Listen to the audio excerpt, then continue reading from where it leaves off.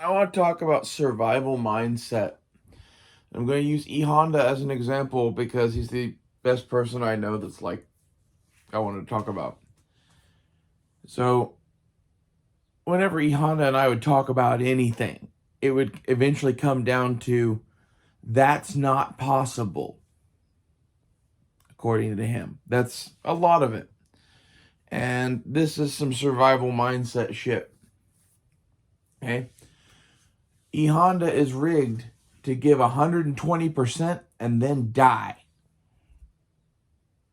And that's a valuable thing.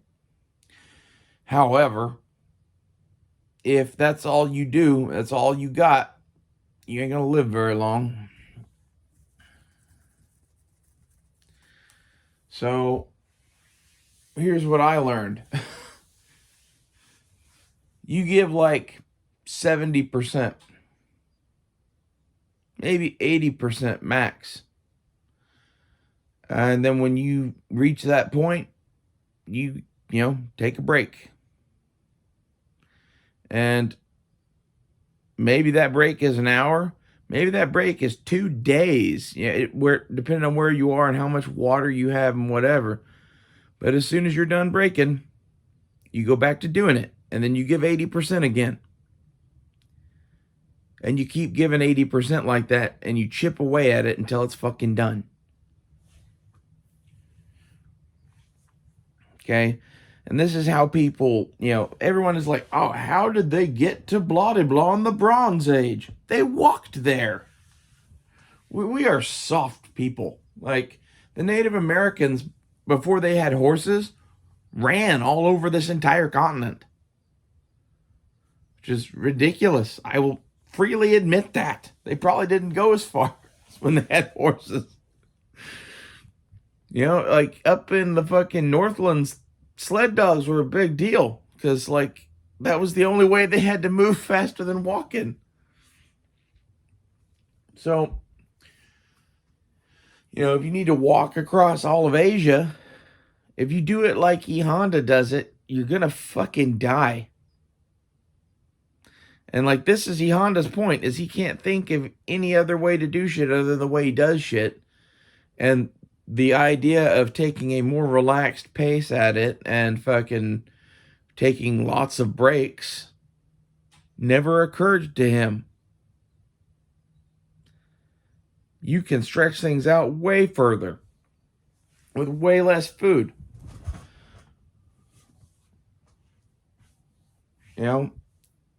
I've talked about it before, but I've gone without food for a month before just to kind of prove it to myself that I could. I was kind of a psycho. And, you can't give 120% with no food. That's how you die. That's kind of my conclusion on a lot of survival, is that you should have that 120% in you for like the bear, if the bear shows up, right? But for everything else in life, it does not behoove you to expend more of your energy than what you can recover, right? And like, this isn't for everything. Like some things, like you're hunting a deer or something, is another example. Like the bear, where like that's where E Honda excels with his 120%.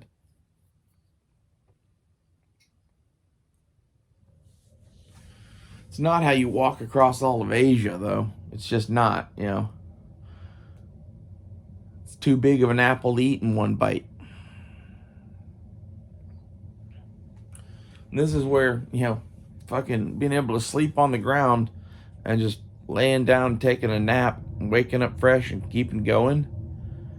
Like, that is a valuable fucking skill for someone surviving in the middle of nowhere on their own.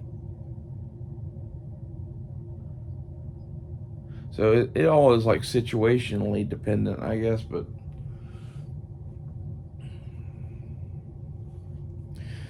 I see most people as getting into a survival situation and giving 120% right off the bat, getting lost, not having anything to eat and having no ability to recover whatsoever without food because they've never done it before.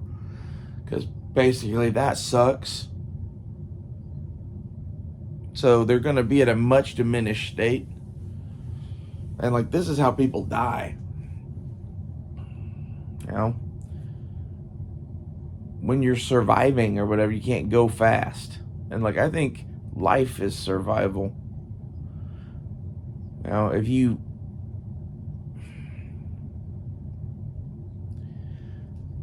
go fast when times are okay, that's one thing. If you go fast when times aren't okay, you can make much bigger deals out of much smaller things. If that makes any sense?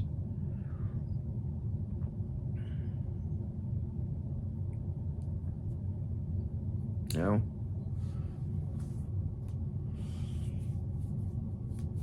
Tipping over the lantern isn't a bad thing.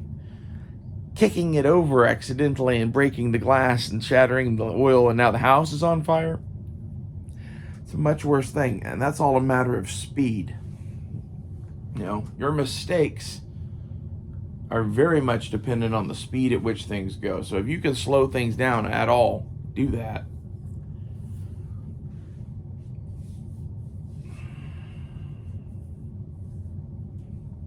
I don't know. I thought this was an interesting topic, though.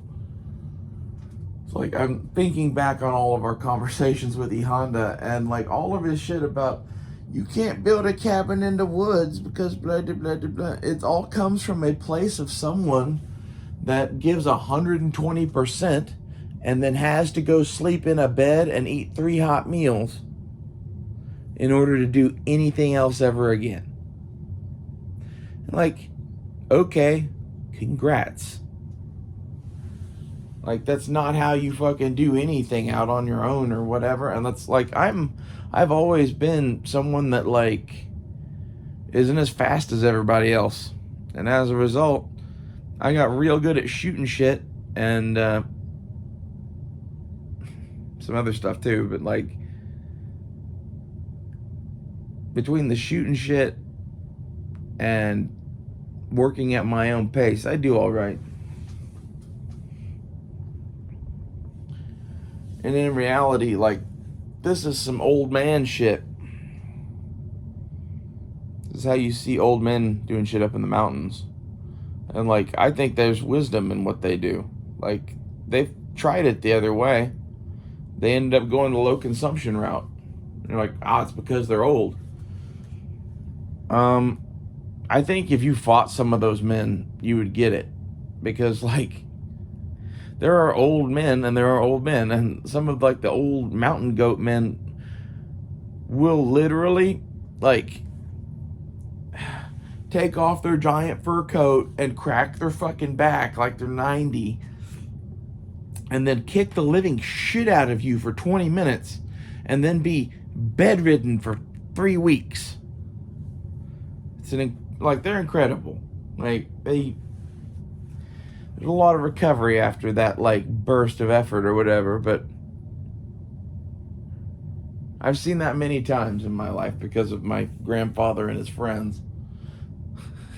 Get in a fucking bar fight over some argument about whatever, and like the next thing you know, grandpa's walking with a limp and he doesn't want to go do anything, he just wants to watch TV. We'll go do stuff next week, bub. Okay, Grandpa.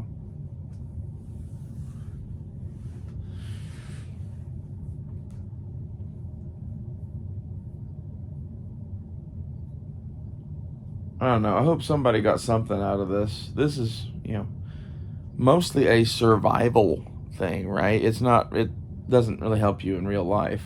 Like, in real life, Honda's right. And, like, this is kind of the disconnect between him and I, is that my 120% and his 120% are two very different things. And like, there's a lot of people like that. Like, my 120% for 5 minutes is better than his. He has way longer legs than I do endurance wise though, because he's not a fucking genetic freak.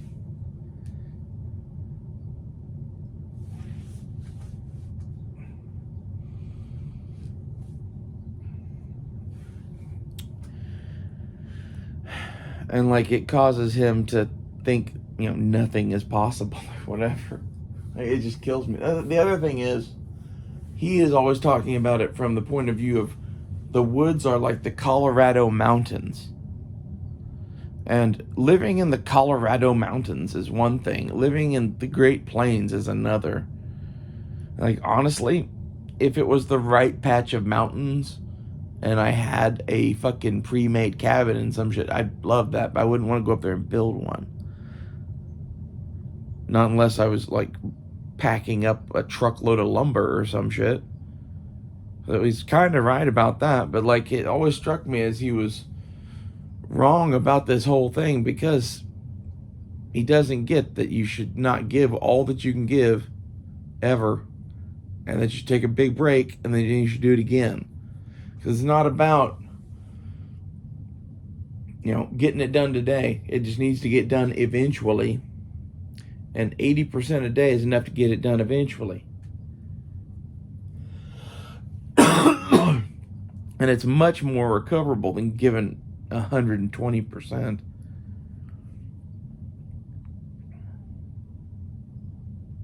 Not to mention, like, what happens if something happens in the night?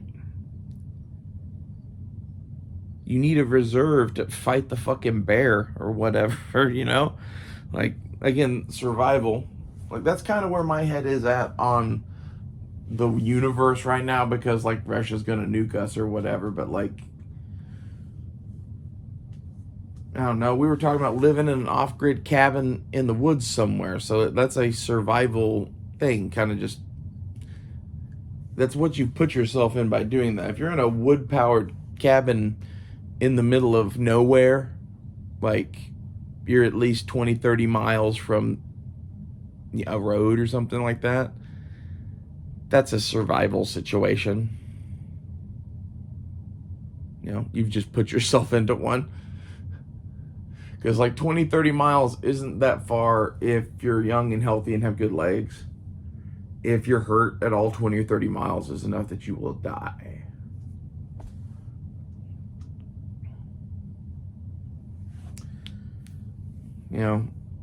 And this is, we're talking about walking across Asia. There's a good movie called The Way Back. Has Ed Harris and Colin Farrell in it, if I remember right. A bunch of other people.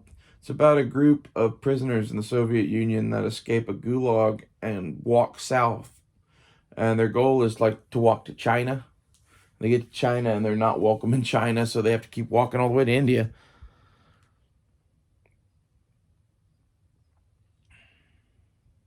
And those people were able to do that by giving 80%.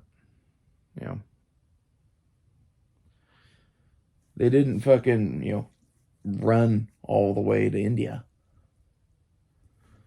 Probably didn't run hardly at all. They walked probably a few miles a day and then stopped. Walked a few more miles and stopped. Then walked a few more miles, then broke camp. Imagine if all you have to do is walk, 3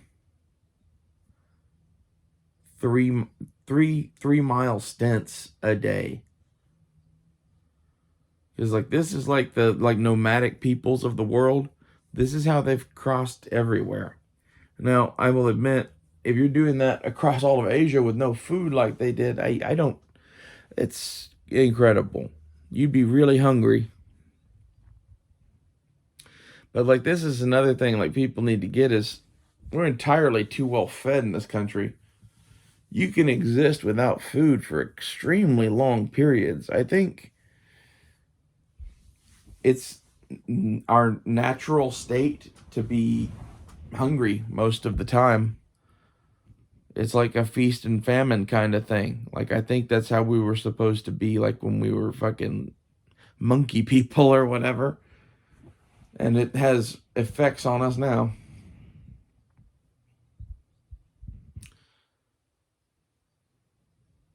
As far as shit to carry with you trekking like that, lightweight rations would be good, but, like, some sort of a way to fucking gather wild edibles, like a basket or a bag, and like a bow or a gun with a lot of lightweight ammunition, some sort of way to hunt. Like, you can't carry enough food to support yourself across a long distance thing like that. And even if you can carry a bunch of food, the fucking shit to gather more food is worth its weight. And you're just hoping that you get lucky. You know, fishing equipment would probably be a good idea.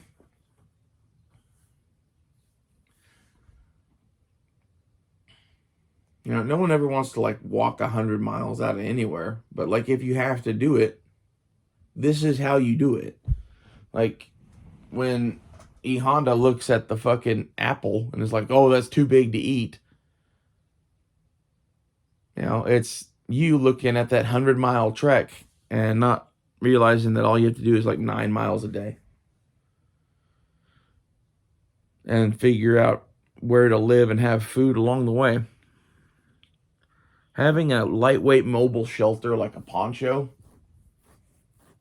probably a good idea too. Because like it sucks to have to build a fucking lean-to or some shit every time you stop. And you'll just stop doing that eventually unless the weather's real bad. Then you'll get motivated to build a lean-to. Or just find natural shelter. There's a lot of that where like you can find a fucking bitchin' place to build. Where like all you have to do is gather up some fucking limbs and put your poncho over it and like boom, you have like a fucking wiki up thing.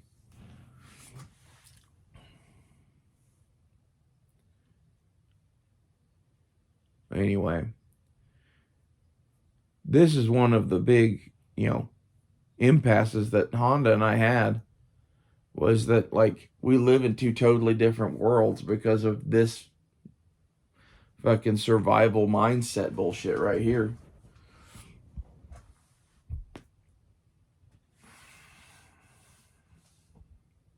Survival mindset and ability to give 120% for fucking amounts of time.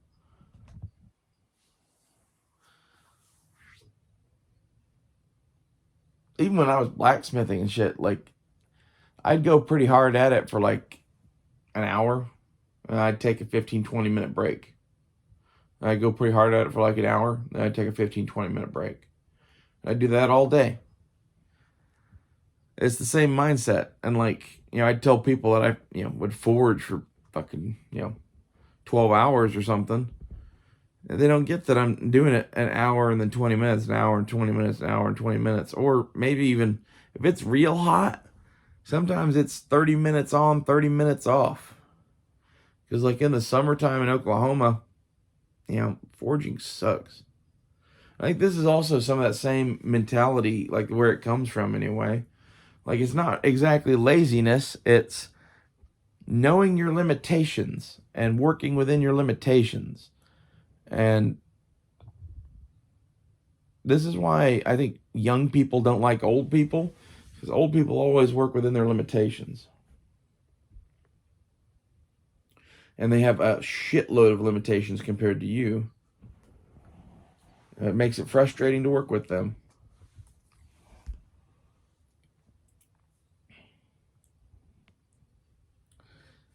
E Honda just didn't like the fact that I was saying that I could do things that he thought were impossible. You know?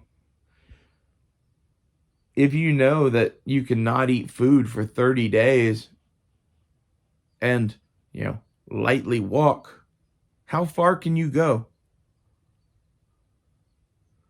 Because lightly walking, I can easily go 10 or 12 miles a day.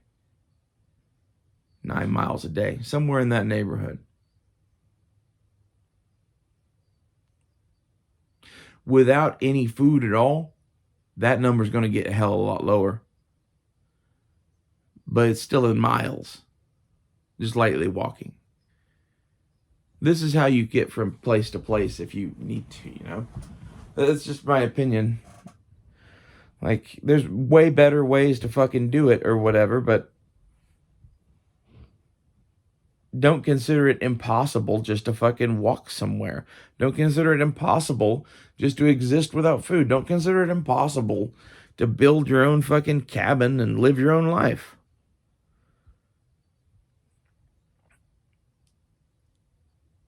It's gotten to the point now to where you can't just rely off a fucking rifle, especially in the lower 48. If you live up in Alaska somewhere, maybe there's somewhere where you can still do that. But like at this point, I think you're gonna have a fucking big greenhouse and a fucking pen of animals of some sort, whether it's chickens or fish or goats or sheep or all of the above, cattle. It would be cool to have at least like 4 cows, but I don't know. I wouldn't want to butcher a cow. That's a lot of work. But I guess you could haul them in a trailer to a butcher.